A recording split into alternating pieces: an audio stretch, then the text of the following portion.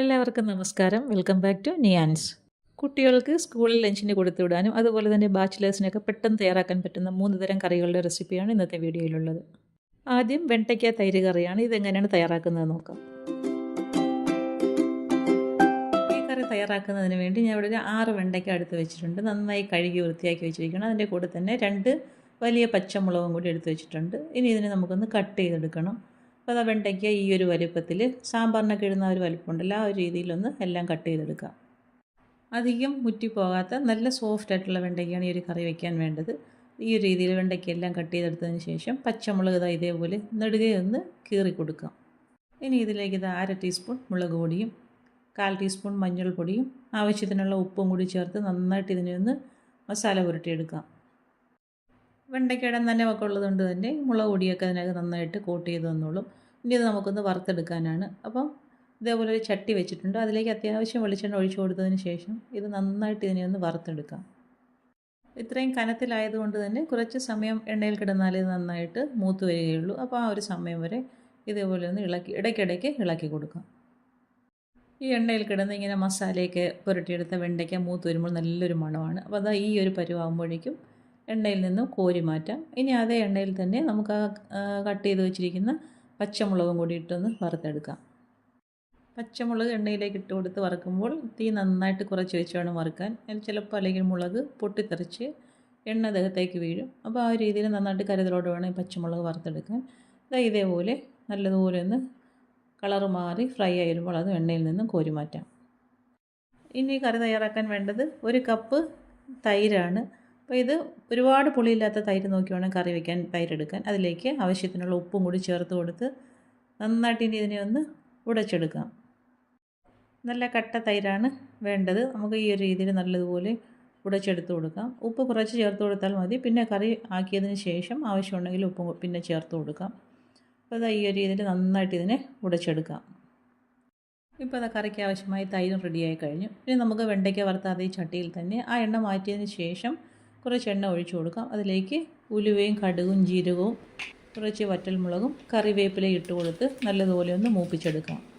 കടുകും ഉലുവയും ജീരകവും 1/4 ടീസ്പൂൺ വീതം മതിയാകും. വെണ്ടയ്ക്ക വറുത്തതിൽ നമ്മൾ മുളക് പൊടിയൊക്കെ ചേർത്ത് വറുത്തെടുക്കുന്നത് കൊണ്ട് തന്നെ ആ എണ്ണയിൽ മുളക് പൊടിയുടെ അംശം കാണും. അത് കിടന്ന് കരിഞ്ഞ കറിയുടെ ടേസ്റ്റ് മാറും. അതുകൊണ്ടാണ് ആ എണ്ണ വേണ്ടെന്ന് പറഞ്ഞത്. ഇനി ഇതിലേക്ക് ചേർത്ത് കൊടുക്കുന്നത് വെളുത്തുള്ളിയും ചുവന്നുള്ളിയുമാണ്.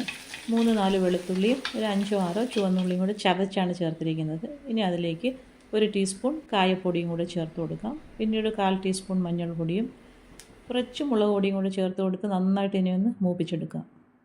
മുളക് പൊടി വളരെ കുറച്ച് ചേർത്ത് കൊടുത്താൽ മതിയാകും. പച്ചമുളകും ചേർത്ത് കൊടുക്കുന്നുണ്ട്. നമ്മൾ അതുപോലെ വെണ്ടയ്ക്കയിൽ മസാല പുരട്ടിയപ്പോൾ അതിൽ മുളക് പൊടി ചേർത്ത് കൊടുക്കുന്നുണ്ട്. ഇനി ഇതിലേക്ക് നന്നായിട്ട് മൂത്തതിന് ശേഷം നമ്മൾ കലക്കി വെച്ചിരിക്കുന്ന തൈര് ഒഴിച്ചു കൊടുക്കാം. ഇനി നല്ലതുപോലെ ഇതൊന്ന് മിക്സ് ചെയ്ത് കൊടുക്കാം. തിളയ്ക്കരുത്. ഈ സമയത്ത് നന്നായിട്ടൊന്ന് മിക്സാക്കി കൊടുത്തതിന് ശേഷം ഫ്ലെയിം ഓഫ് ചെയ്യാം. കറി ചെറുതായിട്ടൊന്ന് ചൂടായി വന്നാൽ മതിയാകും. തിളയ്ക്കേണ്ട ആവശ്യമില്ല. ഇനി ഇതിലേക്ക് വറുത്ത് വെച്ചിരിക്കുന്ന വെണ്ടയ്ക്കയും പച്ചമുളകും കൂടി ചേർത്ത് കൊടുക്കാം. വെണ്ടയ്ക്കയും ചേർത്ത് കൊടുത്തതിന് ശേഷം വീണ്ടും നല്ലതുപോലെ ഒന്ന് മിക്സ് ചെയ്ത് കൊടുക്കാം. ഇനി അടുപ്പിൽ നിന്ന് മാറ്റാം. നമ്മളിതിലേക്ക് ഒട്ടും വെള്ളം ചേർത്ത് കൊടുക്കുന്നില്ല. ഏറ്റവും ലാസ്റ്റായിട്ട് ഒരു നുള്ള് പഞ്ചസാരയും കൂടെ ആവശ്യമുണ്ടെങ്കിൽ മാത്രം ചേർത്ത് കൊടുക്കാം. ഒന്ന് ബാലൻസ് ആവാൻ വേണ്ടിയാണ് ചേർത്ത് കൊടുത്തത്. ആവശ്യമുണ്ടെങ്കിൽ മാത്രം ചേർത്ത് കൊടുത്താൽ മതി. നന്നായിട്ടൊന്ന് മിക്സ് ചെയ്ത് കൊടുക്കാം. ഈ സമയത്ത് ഉപ്പ് ആവശ്യമുണ്ടെങ്കിൽ ഉപ്പും കൂടി ചേർത്ത് കൊടുക്കാം. അപ്പോൾ എന്താ വെണ്ടയ്ക്ക തൈര് കറി നന്നായിട്ട് സെറ്റായി വന്നിട്ടുണ്ട്. ഈ കറി നമ്മൾ വെച്ച ഉടനെ ചോറിനൂടെ കഴിക്കാൻ എടുക്കരുത്. ഒരു 2-3 മണിക്കൂർ കഴിഞ്ഞതിന് ശേഷം എടുക്കുന്നതാണ് ഏറ്റവും നല്ലത്. വെണ്ടയ്ക്കയിലും ആ മുളകിലുമൊക്കെ തൈരൊക്കെ നന്നായിട്ടൊന്ന് പിടിച്ച് വരണം. ആ ഒരു സമയത്താണ് ഈ കറിക്ക് നല്ല ടേസ്റ്റ്. ഇതിൽ തേങ്ങയും വെള്ളവും ഒന്നും ചേർക്കാത്തത് കൊണ്ട് തന്നെ പിറ്റേ ദിവസത്തേക്കും വെച്ചിരുന്ന് ഉപയോഗിക്കാനും നല്ലതാണ്. അപ്പോൾ ഈ ഒരു വെണ്ടയ്ക്ക തൈര് കറി ഈ ഒരു രീതിയിലൊന്ന് തയ്യാറാക്കി ചോറ് കഴിച്ചു നോക്കൂ. സൂപ്പർ ടേസ്റ്റാണ്. വേറെ ഒരു കറിയുടെയും ആവശ്യമില്ല. കണ്ടാൽ തന്നെ അറിയാമല്ലോ. സ്കൂളിലൊക്കെ ലഞ്ചിന് കൊടുത്തു വിടണമെങ്കിൽ നമുക്ക് തലേ ദിവസം തന്നെ ഇത് തയ്യാറാക്കി വയ്ക്കാം.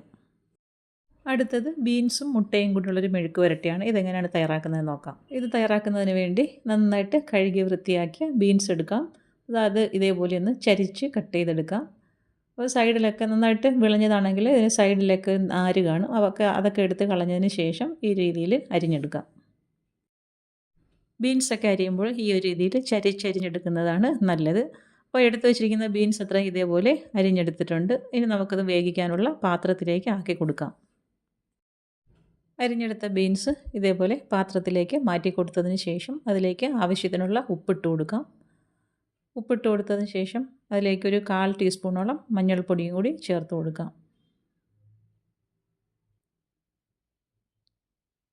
അതിനുശേഷം വേകാൻ ആവശ്യമുള്ള വെള്ളവും കൂടി അതിലേക്ക് ഒഴിച്ചു കൊടുക്കാം. ഒരു 1/4 കപ്പോളം വെള്ളം മതിയാകും. അതും കൂടി ഒഴിച്ചു കൊടുത്തതിന് ശേഷം എല്ലാം കൂടി നല്ലതുപോലെ ഒന്ന് ഇളക്കി കൊടുക്കാം. ഇതുപോലെ നന്നായി ഒന്ന് മിക്സ് ചെയ്ത് കൊടുത്തതിന് ശേഷം പാത്രം മൂടി വെച്ച് അടുപ്പിലേക്ക് വെച്ച് കൊടുത്ത് നല്ലതുപോലെ ഒന്ന് വേവിച്ചെടുക്കാം.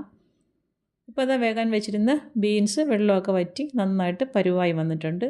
ഈ ഒരു സമയമാകുമ്പോഴേക്കും ഫ്ലെയിം ഓഫ് ചെയ്ത് കൊടുത്തതിന് ശേഷം ഈ വേവിച്ച ബീൻസ് നമുക്ക് വേറൊരു പാത്രത്തിലേക്ക് മാറ്റി കൊടുക്കാം. പിന്നീട് ആ പാത്രത്തിൽ തന്നെ നമുക്കിത് മെഴുക്കുവരട്ടി തയ്യാറാക്കാനാണ്. അപ്പോൾ ഈ ബീൻസ് വേറൊരു പാത്രത്തിലേക്ക് ആക്കി കൊടുത്തതിന് ശേഷം പാത്രം കഴുകിയത് അടുപ്പിലേക്ക് വെച്ച് കൊടുക്കാം. ഇനി അതിലേക്ക് കുറച്ച് വെളിച്ചെണ്ണ ഒഴിച്ച് കൊടുത്തതിന് ശേഷം കറിവേപ്പിലയും കൂടി ഇട്ട് കൊടുക്കാം. കറിവേപ്പില ഒന്ന് മൂത്ത് വരുന്ന സമയത്ത് ഒരു സവാള ചെറുതായിട്ട് അരിഞ്ഞത് അതിലേക്ക് ഇട്ട് കൊടുക്കാം. ഇട്ട് കൊടുത്തതിന് ശേഷം നല്ലതുപോലെ ഒന്ന് വഴറ്റിയെടുക്കാം. ആ സമയത്ത് അതിലേക്ക് ആവശ്യത്തിനുള്ള ഉപ്പും കൂടി ചേർത്ത് കൊടുക്കാം. അതിനുശേഷം നല്ലതുപോലെ ഇളക്കി കൊടുക്കാം. ഇനി ചേർത്ത് കൊടുത്ത സവാള എണ്ണയിൽ കിടന്ന് നന്നായിട്ടൊന്ന് വഴണ്ടി വരണം. അതിനുശേഷം നമുക്കിതിലേക്ക് മസാലകൾ ചേർത്ത് കൊടുക്കാം. ഇപ്പോൾ ഇതാ സവാള ഏകദേശമൊക്കെ നന്നായിട്ട് വഴണ്ട് വന്നിട്ടുണ്ട്. ഈ സമയമാകുമ്പോൾ ഇതിലേക്ക് 1 ടേബിൾ സ്പൂൺ ചിക്കൻ മസാല ചേർത്ത് കൊടുക്കാം. ചേർത്ത് കൊടുത്തതിന് ശേഷം ആ മസാലയുടെ പച്ചമണമൊക്കെ മാറുന്നത് വരെ നന്നായിട്ടൊന്ന് ഇളക്കി കൊടുക്കാം. ഇനി ഇതിലേക്ക് നമ്മൾ ചേർത്ത് കൊടുക്കുന്നത് കുരുമുളക് പൊടിയാണ്. അപ്പോൾ എരിവിന് ആവശ്യമുള്ള കുരുമുളക് പൊടിയും കൂടി ചേർത്ത് കൊടുക്കാം. കുറച്ചൊരു നുള്ള് കുരുമുളക് പൊടി മതിയാകും. ഒരു 1/2 ടീസ്പൂണോളം മതിയാകും.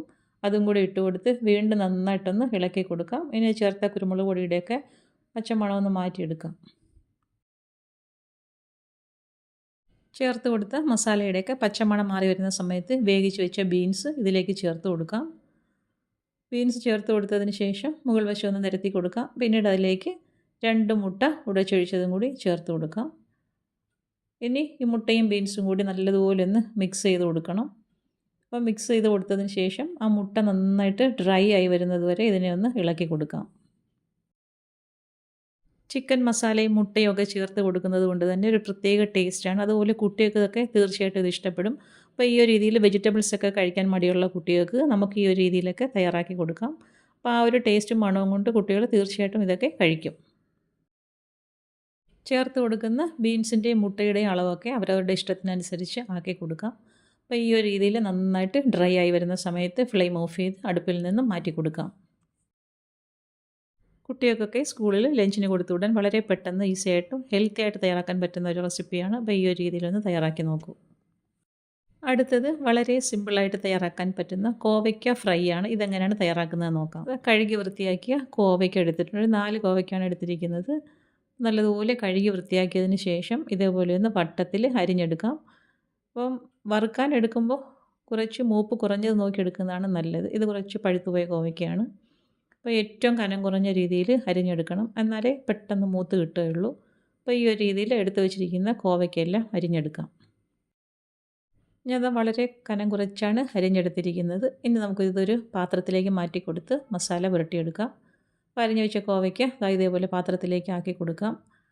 ഇനി ഇതിലേക്ക് നമുക്ക് ആവശ്യത്തിനുള്ള ഉപ്പ് ചേർത്ത് കൊടുക്കാം. ഉപ്പ് ഇട്ട് കൊടുത്തതിന് ശേഷം അതിലേക്ക് ഒരു നുള്ള് മുളക് പൊടി ചേർത്ത് കൊടുക്കാം. എരിവൊക്കെ വളരെ കുറച്ച് മതിയാകും. അതേപോലെ തന്നെ അതിലേക്ക് ഒരു നുള്ള് മഞ്ഞൾപ്പൊടിയും കൂടി ചേർത്ത് കൊടുക്കാം.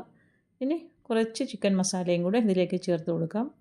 ചിക്കൻ മസാല ഇതിലേക്ക് ചേർത്ത് കൊടുക്കുന്നത് കുട്ടികൾക്ക് ആ ഒരു മണമൊക്കെ ഇഷ്ടമാവില്ല. അതുകൊണ്ടാണ് ചിക്കൻ മസാല ഇതിലേക്ക് ചേർത്ത് കൊടുക്കുന്നത്.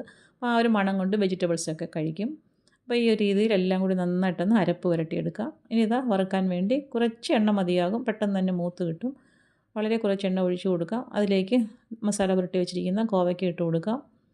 എന്നിട്ട് ഫ്ലെയിം മീഡിയത്തിലാക്കി കൊടുത്തിട്ട് വേണം വറുക്കാൻ. ഹൈ ഫ്ലെയിമിലാകുമ്പോൾ പെട്ടെന്ന് കരിഞ്ഞു പോവും. അപ്പം ഫ്ലെയിം മീഡിയത്തിലാക്കി കൊടുത്തതിന് ശേഷം ഇതേപോലെ പലതവണയായിട്ടൊന്ന് ഇളക്കി കൊടുത്ത് വറുത്ത് കോരിയെടുക്കാം. ഫ്ലെയിം മീഡിയത്തിലായതുകൊണ്ട് തന്നെ നമുക്ക് വേറെ എന്തെങ്കിലും ജോലികളുണ്ടെങ്കിൽ ഇടയ്ക്കിടയ്ക്കൊന്ന് ഇളക്കി കൊടുത്താൽ മതിയാകും. അപ്പോൾ ആ ഒരു രീതിയിൽ നന്നായിട്ട് മൂത്ത് വരുന്ന സമയത്ത് അടുപ്പിൽ നിന്നും കോരി മാറ്റാം. ഞാനിത് മിക്കവാറും തയ്യാറാക്കുന്ന ഒരു ഐറ്റമാണ് ലഞ്ചിന് കൊടുത്തുവിടാൻ വേണ്ടി. ഇപ്പം നല്ല സൂപ്പർ ടേസ്റ്റാണ്. കുട്ടികൾക്കൊക്കെ തീർച്ചയായിട്ടും ഇഷ്ടപ്പെടും. അപ്പോൾ ഇതാ കോവയ്ക്ക നന്നായിട്ട് മൂത്ത് വന്നിട്ടുണ്ട്. ഈ ഒരു സമയമാകുമ്പോഴേക്കും അടുപ്പിൽ നിന്നും കോരി മാറ്റാം.